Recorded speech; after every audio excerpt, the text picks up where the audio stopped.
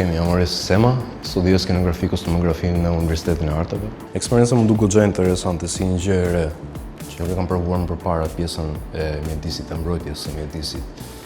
Ekspertët ishin goxha profesionistë në shpjegimet e tyre, në format e mësimit. Grupi ishte goxha bashkëpunues.